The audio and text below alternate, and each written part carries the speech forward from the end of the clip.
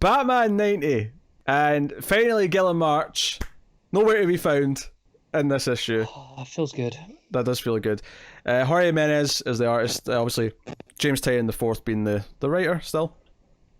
And this is Catwoman telling the story of the designer and how they encountered him back in the early days of Batman. Not right at the start, as she puts it, but soon after. So it feels kind of like year 2, year 3 kind of era. You know, he's running around with Robin and all that stuff.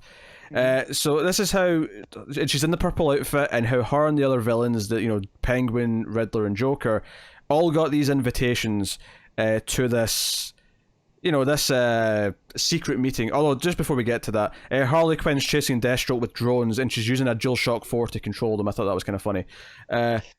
Honestly, that was one of the moments in the art I wasn't a big fan of. I do not like her face. Harley. Yeah, it's the face. No, I agree. I don't like her face, but I was too busy cackling at the fact that they made the controller look like exactly like a PS4 controller.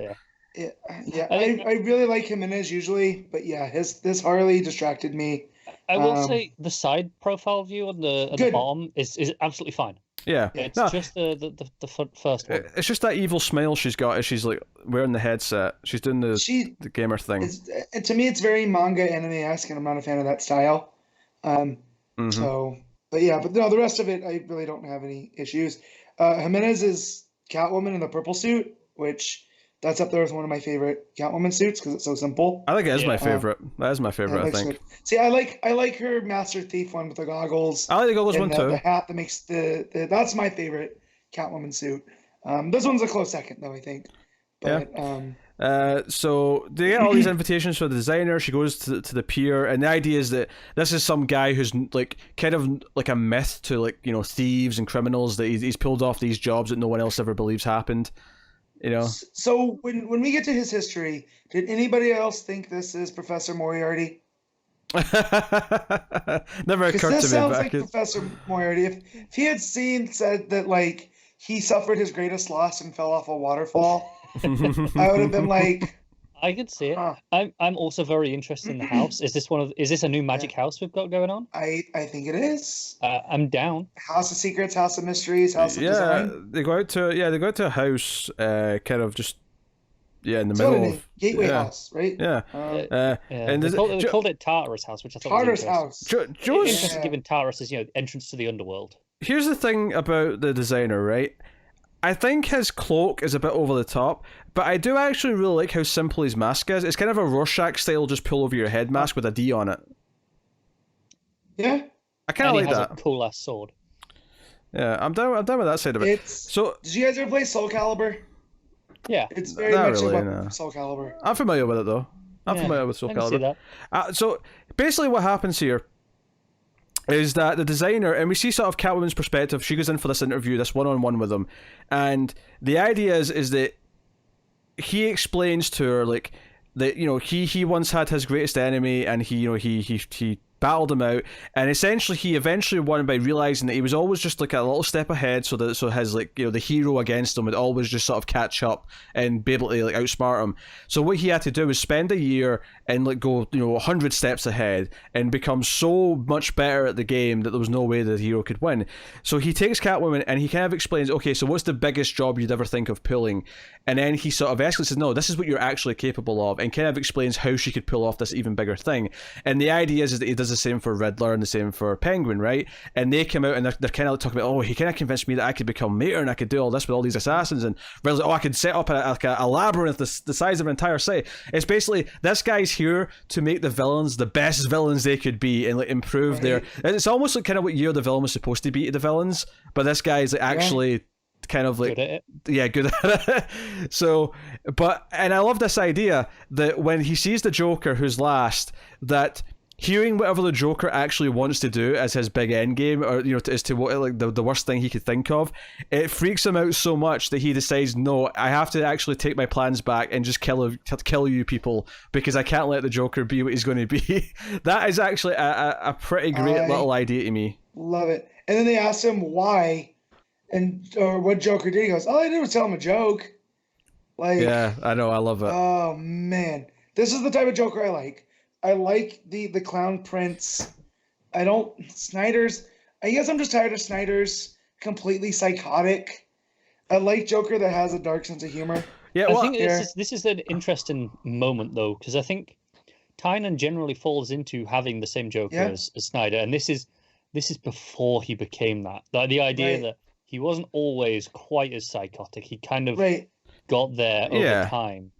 Yeah. Well, I mean, the idea that the others would even like sort of hang around with them even sort of implies he's not as completely crazy as he would become. Yeah, they do have that hesitation about it though. Oh yeah, they do. He's that guy that kind of hangs in the back, and you're like, should we talk to him?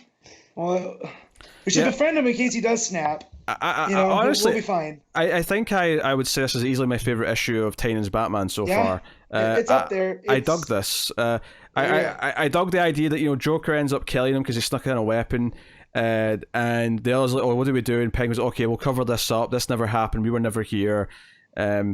And there's still some more to this. And the reason why Catwoman's so nervous about telling Bruce all this, by the way, I'm on the page. The panel of the house burning and like Joker smiling with the flames behind him. Joker at the bottom is fantastic. It really reminds me actually of that. I think it was the last Hell Arisen cover.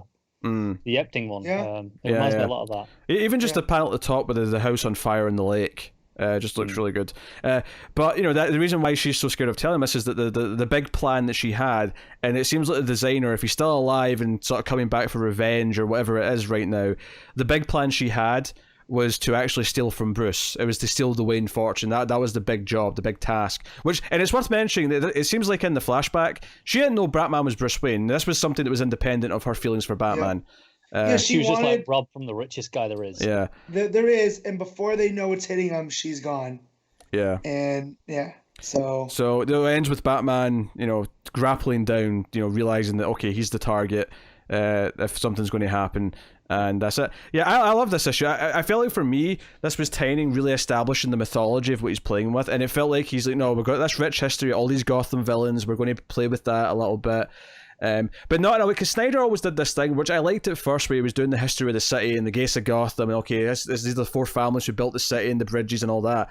But it felt like it was too obsessed with it as the run went on. I like that Tynion's doing the history of Gotham, but he's doing the history of Gotham within the time span of what we think of Gotham from the dawn of Batman and all the villains since then. And it's the same kind of idea and concept of let's bake things into the foundation. Yeah. Whereas Snyder did this into the very foundations of Gotham City entirely. Well, and then it's gotten in with Snyder's gotten into the entire universe. Yeah, the Bat God. Yeah, and Barbatos and all that. Yes, this is a lot more restrained. It's just the foundation of Batman. Yeah, because what I like about it is that, with the exception of the designer himself, obviously, because he predates all this, is that this world exists since Batman, and Batman arguably is the reason why a lot of these characters exist. It's not, everything was destined to happen from the dawn of time because of the Bat God. Right. No, it's because Batman became Batman, and it triggered something in the citizens, in Joker, and so on and so on.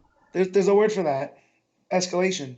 Oh yeah, there you go. Good word. Yes. To quote Jim Gordon at the end of Batman Begins. Yes. You get body armor. They get armor piercing rounds. Really, really good. This is like one of the most promising issues Tynion's had so far, and I think, much like his tech run, because not every issue of his tech run was like a home run. Like some were just kind of fine, next issues. Yeah.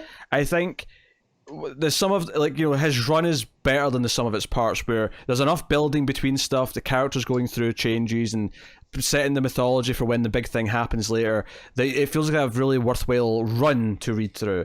And I'm excited because I feel like his Batman's doing the same thing, where all this establishing, even if one of the issues of the assassins attacking Batman and Catwoman at the grave with that bad Gilla March art might not have been as great on its own, but it's all starting to feel like, okay, you're really building to something. It's tying together in a nice way. I really hope this run doesn't get cut short for because obviously that was a fear that we'd had for a while with 5G stuff. Going to be like, oh well, we've get rid of Bruce, and what's going to happen with this book?